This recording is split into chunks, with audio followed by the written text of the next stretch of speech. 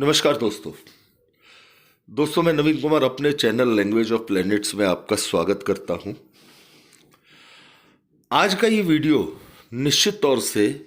आपको ज्ञान वर्धन करेगा और कुछ ऐसी चीज़ें आपको आज के वीडियो में देखने को मिलेंगी, समझने को मिलेंगी, जो निश्चित तौर से आपको हैरान करेंगी। दोस्तों, देवगुरु बृहस्पति कुंडली के चौथे भाव में यदि होते हैं तो कालपुरुष कुंडली के अनुसार ये चौथे भाव में अपनी उच्च राशि में होते हैं और बहुत अच्छे रिजल्ट देने की स्थिति बनाते हैं। लेकिन कुछ तथ्य, कुछ बातें ऐसी भी हमारे ज्योतिष शास्त्र में कही गई हैं जिनको लेकर के चौथे भाव में देवगुरु बृहस्पति का होना भी संदेह के दायरे में रखा जाता है। अब ये कैसे है और ये पूरे वीडियो की रूपरेखा क्या है, इसे समझिए। दोस्तों, आज हम अपने चारों तरफ जब निगाह दौड़ाते हैं तो चारों तरफ हर इंसान किसी न किसी प्रकार की समस्या से परेशान है। हर इंसान चाहता है कि कोई उसे उपाय ऐसा मिल जाए जिसके माध्यम से, जिस उपाय को करके वो अपनी समस्या पर काबू पा सके और अपने जीवन में तरक्की के रास्ते पर आगे बढ़ सके। दोस्तों,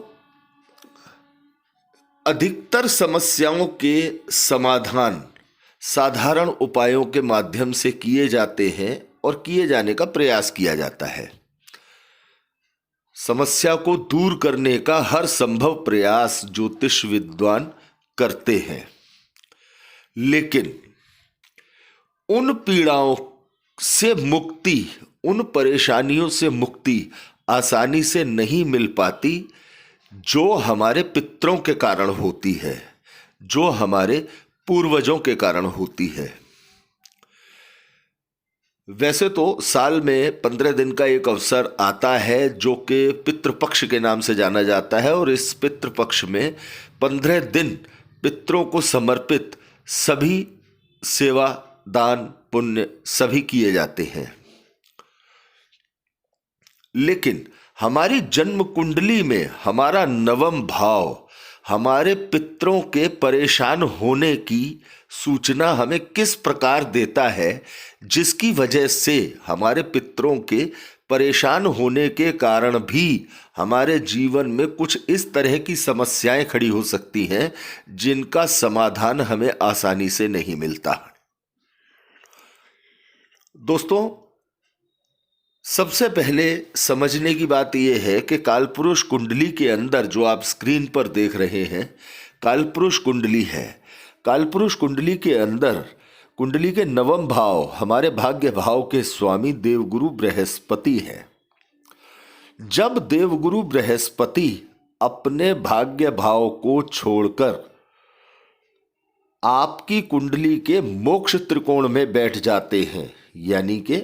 कुंडली के चौथे भाव में, कुंडली के 8वें भाव में या कुंडली के 12वें भाव में, देवगुरु बृहस्पति काल पुरुष कुंडली के अनुसार या मेष लग्न के अनुसार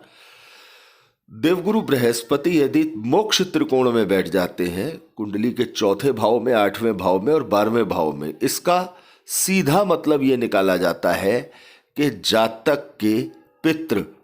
किसी भी प्रकार से उस जातक से कुछ चाहते हैं, कुछ सेवा चाहते हैं। आपने देखा होगा कुंडली के 8वें भाव में, कुंडली के 12वें भाव में और कुंडली के चौथे भाव में जबकि उच्च राशि में बृहस्पति होते हैं, तब भी जातक को कई तरह की समस्याओं का सामना करना पड़ता है। मोक्ष त्रिकोण, मोक्ष त्रिकोण है कुंडली का चौथा, 8वां और 12वां भाव, या जल तत्व राशियां कालपुरुष के कुंडली के अनुसार जल तत्व राशियां कुंडली में कर्क राशि, वृश्चिक राशि और मीन राशि। अब कालपुरुष कुंडली के अनुसार तो देवगुरु बृहस्पति का कुंडली के चौथे, 8वें, 12वें भाव में बैठने से आपके पितरों के अतृप्त रहने के कारण का पता चलता है। इसी तरह से यदि आपका लग्न कोई भी है, आपके लग्न के स्वामी कोई भी ग्रह हैं, यदि आपकी कुंडली में लग्न के अनुसार जो भी आपकी कुंडली के नवम भाव के स्वामी ग्रह बनते हैं, यदि वो ग्रह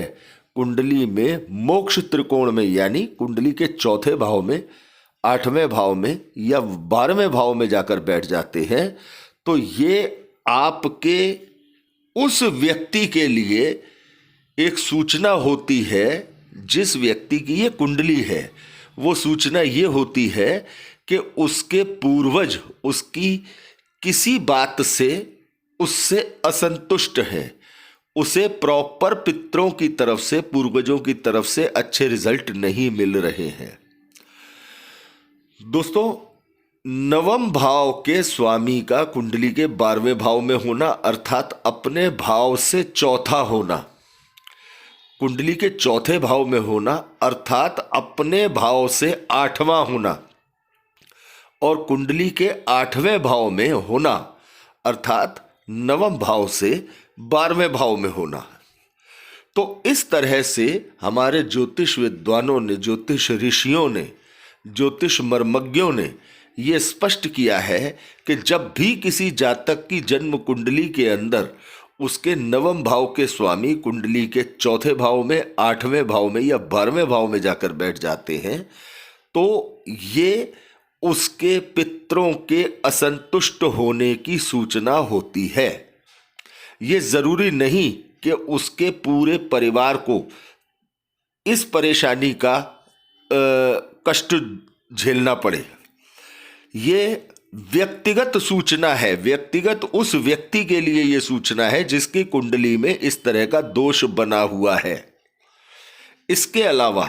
यदि किसी भी जातक की जन्म कुंडली में बृहस्पति चौथे, 8वें, 12वें भाव में है, क्योंकि बृहस्पति भाग्य के कारक ग्रह हैं, यदि बृहस्पति कुंडली के चौथे, 8वें, 12वें भाव में है, तो ऐसे जातक को भी उपायों पर ध्यान देना चाहिए। अब इस समस्या से निजात पाने के उपाय क्या हैं? दोस्तों, चाहे देवगुरु बृहस्पति आपकी कुंडली के चौथे, 8वें, 12वें भाव में हो, चाहे आपकी लग्न कुंडली किसी भी लग्न की कुंडली है और आपके कुंडली के नवम भाव के स्वामी कुंडली में मोक्ष त्रिकोण में चौथे, 8वें, 12वें भाव में हो, आपको करना यह है कि पितृपक्ष के दौरान आपको पूरी सेवा भाव से आपको दान पुण्य करना है अपने पितरों के निमित्त, और आपको हर अमावस्या वाले दिन अपने पितरों के निमित्त जो भी आपकी क्षमता हो उसके अनुसार भोजन तैयार करवाकर गरीबों को, अपाहिजों को भोजन करवाना चाहिए। अपनी सामर्थ्य के अनुसार आपको जानवरों की, गायों की सेवा करनी चाहिए, पक्षियों की सेवा करनी चाहिए। ये ग्रहों के माध्यम से हमारे पितरों की एक सूचना होती है। भाग्य भाव का प्रॉपर तरह से सहयोग नहीं मिल पाता जब भी भाग्य भाव का संबंध कुंडली में मोक्ष त्रिकोण से बन जाता है, जबकि भाग्य भाव हमारा धर्म त्रिकोण में आता है। तो दोस्तों, यदि आपकी कुंडली के मोक्ष त्रिकोण का संबंध नवम भाव से, ये जानकारी आपको अच्छी लगी हो तो ज़्यादा से ज़्यादा दोस्तों के साथ इसे शेयर कीजिएगा, लाइक कीजिएगा और चैनल को सब्सक्राइब कीजिएगा। धन्यवाद दोस्तों।